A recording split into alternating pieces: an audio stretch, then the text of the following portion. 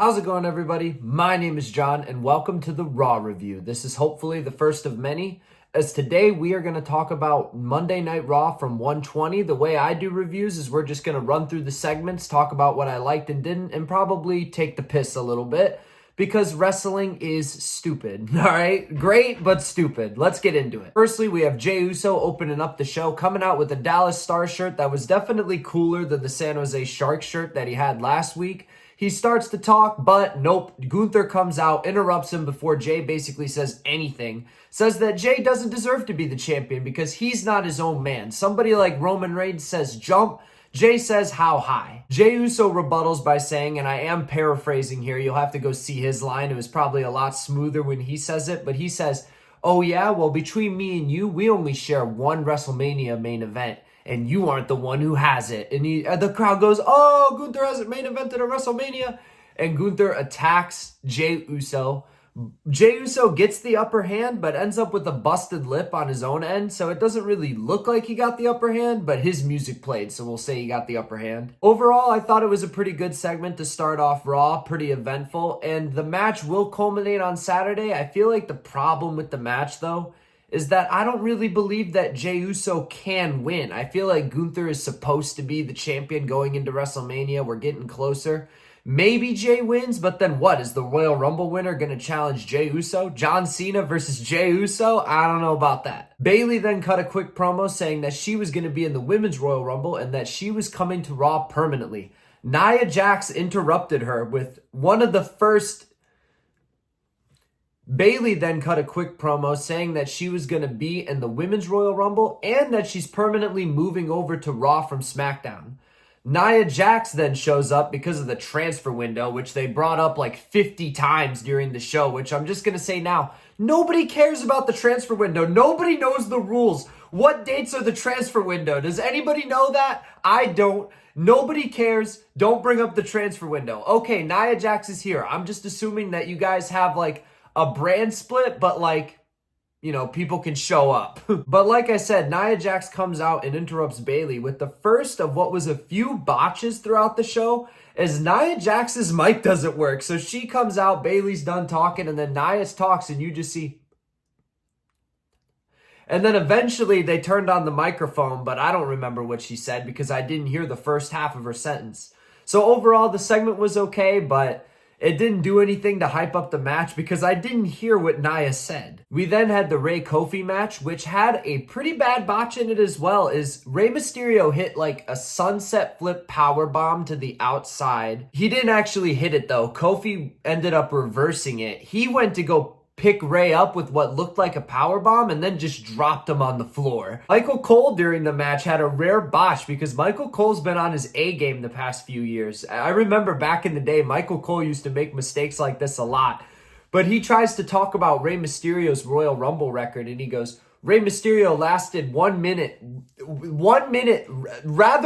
hour in the Royal Rumble in 2006. Rey Mysterio eventually caught Kofi slipping a little bit and caught him with the jackknife cover to pick up the 1-2-3 as Rey Mysterio was backing out of the arena looking out at Kofi. Xavier Woods, who had been previously ejected from the match for interfering, came out and attacked Rey Mysterio from behind. Eventually, Joaquin Wilde and Cruz del Toro came out and helped him out. But then the New Day ran out the barricade from this way. If I'm where the hard cam is, they ran out the barricade this way, ran around, yanked, I believe, Joaquin Wilde. I don't know the difference between the two of them. They don't have any character. I'm sorry, but they dragged out one of the two LWO members, Joaquin Wilde, I believe, and threw him into the barricade, into the turnbuckle, which made the New Day look pretty smart, even though they lost the match because they were able to do that ambush. But overall, it kind of felt like a nothing match. This kind of feels like a nothing feud, and I feel like the New Day should be doing something more important than feuding with the LWO. The Rey Mysterio stuff's okay, but I don't want to see a New Day LWO feud continue. We then have one of the best segments throughout the whole show as Sami Zayn comes out and cuts in a very emotional promo about why he should win the Royal Rumble and that he wants a world title, desperately wants it, specifically says that he feels he's on this top echelon of guys, this top 6 or 7 guys. Your Roman Reigns, your Seth Rollins, all these top guys. But the one thing that separates him is a world title, and he wants it bad. Kevin Owens then interrupts Sami Zayn, which this is a moment, if you're like me and you witnessed a lot of the Kevin Owens-Sami Zayn matches of the mid-2010s, you've been looking forward to this moment because Sami teamed with Roman Reigns. Kevin Owens is right when he says that Roman Reigns tried to end his career. There was that great promo that Kevin Owens put together of him getting hit by a golf cart and all sorts of other things that happened to him while feuding with Roman Reigns. But Kevin twists the plot. He does a plot twist and says, I understand why you forgave Roman Reigns. And it's because you forgave me for all the terrible things that I've done for you, which Kevin Owens has betrayed Sami Zayn and cost Sami Zayn a lot multiple times. So he's right in saying this. As usual, Kevin is right. But he then follows it up by saying, you do deserve to be world champion and you are going to win the Royal Rumble. And I'm going to have your back while you're doing it. Just like you should have my back in my match against Cody Rhodes and in my matches. Sami Zayn kind of sits there like, and Kevin Owens walks out of the ring. So it's to be seen. But this kind of, I'm going to come back to this a little bit later in the show during the main event. There was a quick backstage promo with Sheamus where he basically talked about why he wanted the IC title, how it's the only thing missing in his career and how he's been obsessed with it for the past however many years.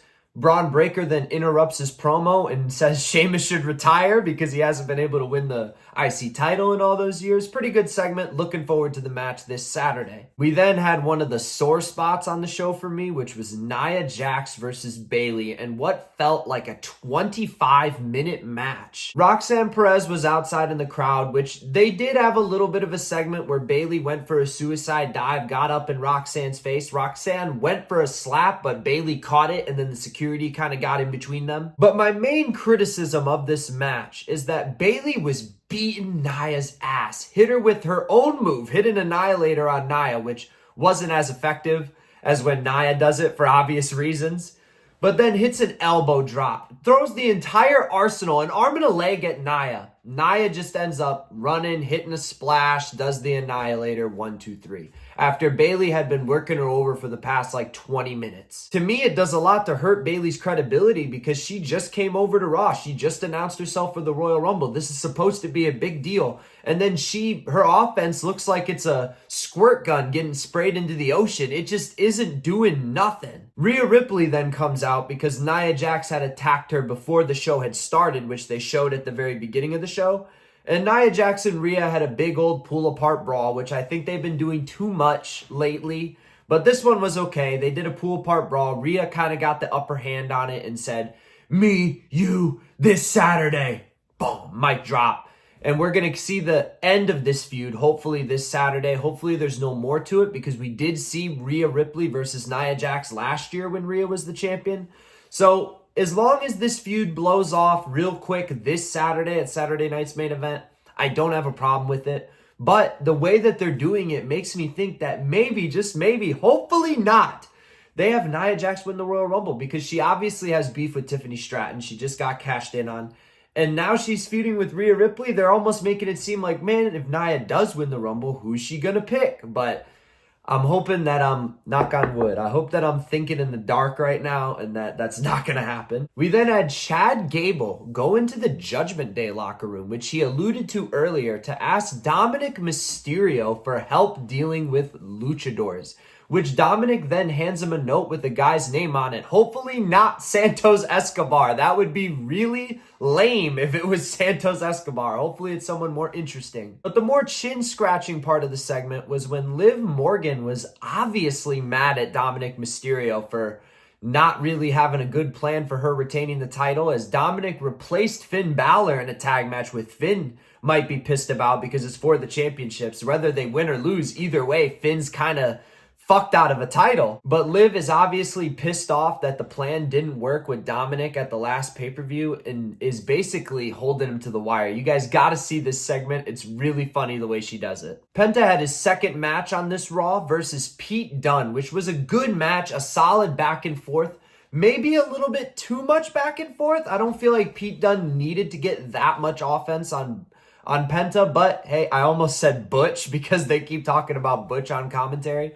But For me, Pete Dunne doesn't need to get that much offense on Penta. I feel like Penta should have won a little bit more dominantly, especially with his entrance. I don't know if I think they added pyro to it, but oh my God, his entrance looked way more badass this week than last week. And last week, it was still a good entrance. So this week, it just looked like this guy was the fucking king. But Penta won after hitting all of his spots, which is a lot, so I can't recap them all, but Penta hit all of his good spots, winning the match, so this is a good run for Penta as he's 2-0 in the WWE. Getting closer to the end of the show, we then had CM Punk cut a promo for the crowd, which was a very entertaining, classic CM Punk promo, where he says, "I'm the best in the world. If I'm on my A game and I'm not injured, nobody's on my league. Seth Rollins, I beat him already. Roman Reigns, I had to help him last month. You know, he can't throw me out of the Royal Rumble. John Cena, I can't see him throwing me out of the Royal Rumble. Hulkamania, of course, Punk had to get a Hulk shot after he got booed so bad last week. Hulkamania in the Rumble, I will end Hulkamania right there where it stands as I throw his old ass over the top rope."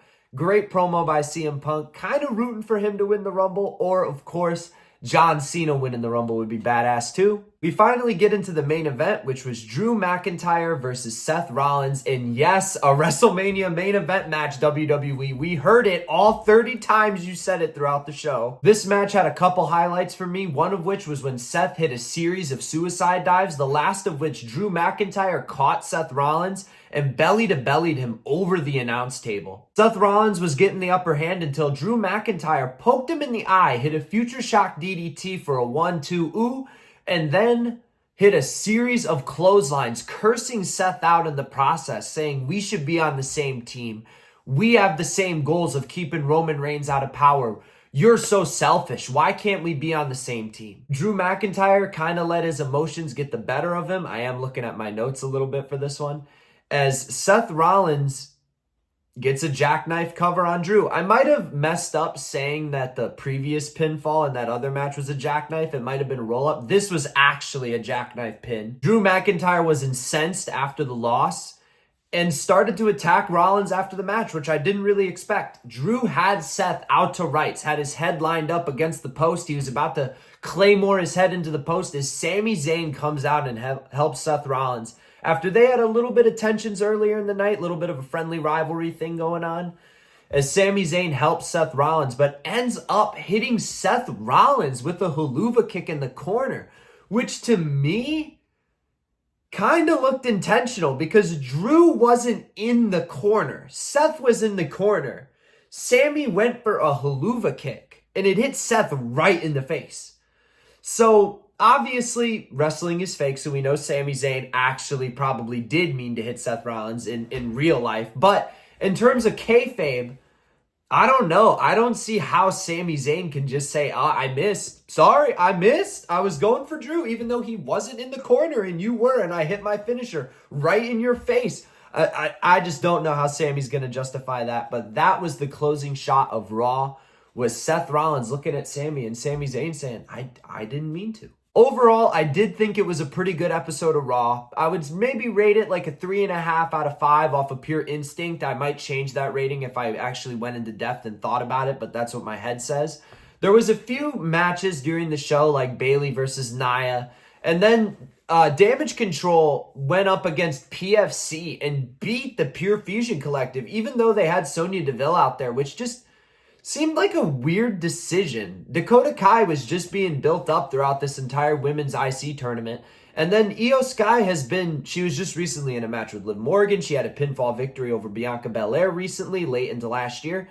So I don't understand why the PFC needed to lose to Damage Control when they had an extra person helping them. Aside those slight blemishes, I do think it was a good episode of Raw, considering how it's like a go-home show, but not a go-home show because we have the Royal Rumble in like 2 weeks and we have Saturday night's main event this Saturday. But anyway, I hope you guys enjoyed today's episode. If you did, leave a comment, leave a like, let me know what you thought of it. Let me know what you would like me to change about this format. Like I said, this is new.